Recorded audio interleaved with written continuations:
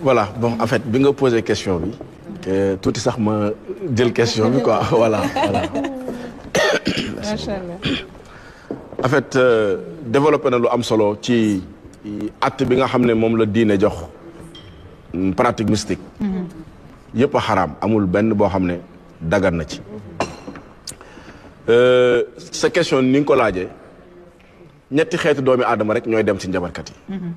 te ñoom ñetti ñooñu ñëpp dañoo juum. déglu bu baax.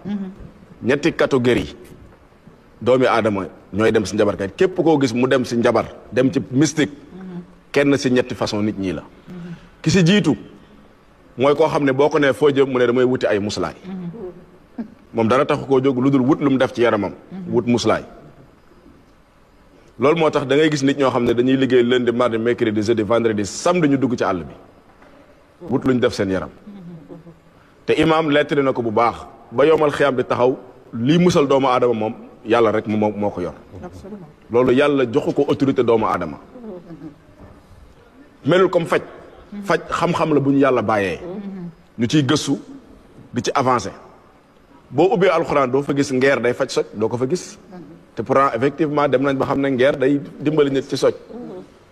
boo jëlee buy jël kel jël bisaab boo ko boolee mën na laa faj ci tooy loolu jànguñu ko ci alxuraan. noonu la mel ci garab yi nga xam ne même médecine lépp nekkul ne ci alxuraan dañuy ubbi pour mën ko gis donte am na lu alxuraan junj. mais bu mbir mi delloo ci wàllu muslaay nag yàlla moo ko téel boppam. nga xam ne la ngay musloo moom moo la ko war a jox. moo tax nekkul muslaay ci pexe doomu aadama maanaam muslaay du ay pexe.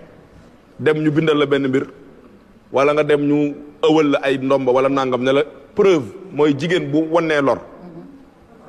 nit ñi dañuy jóg dem wutal ko lu mu def ci yaramam ngir musal moom ak doomam. mais bu eggee ba terme fii ëmb gën a danger ñu jël ko yóbbu ko maternité. sage-femme yi war koo tiim bokk na ci li ñuy njëkk a def mooy tekk ay jàjjam. teg na le te pourtant moment yooyu la ko gën a soxla. parce que moment yooyu ci la bakkan bi gën a nekk ci xottu gerte. pendant 9 mois li mu takkoon yëpp bi mu eggee ci war a wasin dañ koo tekki teg ne le pexe jeex ñu naan kaan neel yaa latiif muy woo yàlla. gorom bu jigéen bi ko indi woon ca buntu hôpital ba lay taxaw yoru kurusam di ñaan yàlla. pexe yëpp jeex. bu ko yàlla dimbalee ba mu mucc. ñu jëlaat jaaj yi wekkalaat bébé bi. moom it mu wekkuwaat. ana sunuy xel.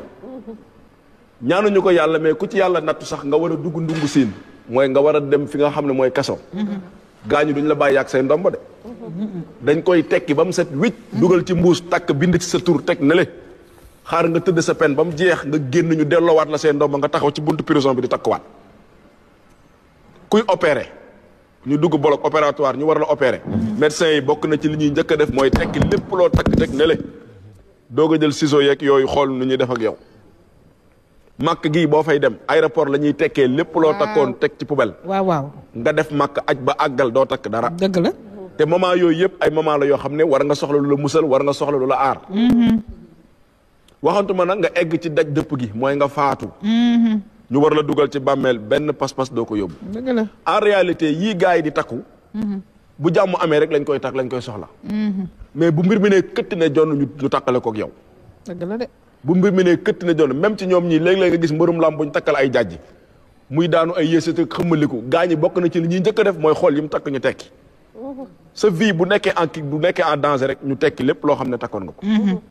kon bu jàmm di am mbir yi di dox normal rek lañ koy soxla kon mbir mi suñu xel la gën a ne. mais muslaay yàlla moo ko yor di musle bu ko waxtaanee may wee dinañ ci joxe ay solution kon xeeti doomi aadama yi dem ci njabarkat yi. ci jiitu mooy koo xam ne danaan damay wuti ay muslaay. ñaareel ba mooy koo xam ne danaan damay ñaanlu. koo xam ne xëy na ay capacité am. ak niveau am ak diplôme am. mayi ko mu accéder fa mu teg bëtam. mu jàpp ne nekk na ci njabarkat yi ak bu xaaba yi lu ko may mu àgg foofa. mooy koo xam ne daan damay ñaan lu ji. baat yooyu la ñuy jëfandikoo. ñetteelu xeetu doomu aadama bi mooy kuy dem kër ngir yàq nit kookoo ci gën a yées. mooy koo xam ne day dem yóbbu turu doomu jàmbur foofa. wallaay ngir yàq ko te loolu moo gën a bari. moo tax man damay faral di wax ne pour dugg fi Xaadim waxee. lamb ji lenn dong la gën a garaaw de. moom sànq dafa ne lamb ji moo gën a garaaw. bon mën naa ci ànd ak moom ndax ci domaine boobu la nekkoon. mais ñun suñu gëstu ci wàllu mystique. yàlla wërsëgal na ma 21 ans d'expérience yoo xam ne ci monde boobu rek laay xuus muy biir Sénégal ak bitim réew. ba Bénin def naa Bénin 15 jours yoo xam ne ci voodoo yi laa nekkoon. nga xam ne ñooñu ñoo gën a tar ci wàllu mystique en Afrique. nga xamante ne nii boo ñëwee Sénégal da ngay man dama koy catégoriser keroog maa ngi koy wax sama émission xunt mi muy les 4 secteurs les plus attaqués mystiquement. dafa am ay secteurs yoo xam ne foofu la pratique mystique gën a bari lamb ji mooy 3e position. première position mooy administration. administration pratique mystique bi am foofu moo gën a garaaw bi am ci lamb ji. parce que foofu gaa ñi dañu silwee sa set nga yaakaar ne mooy loolu fekk wëpp la ci biir bureau yi. ci société yi ci entreprise yi. dëgg la de. fépp foofu ni ñu fay attaqué ak pratique mystique bi fa am même ci biir administration ci boppam.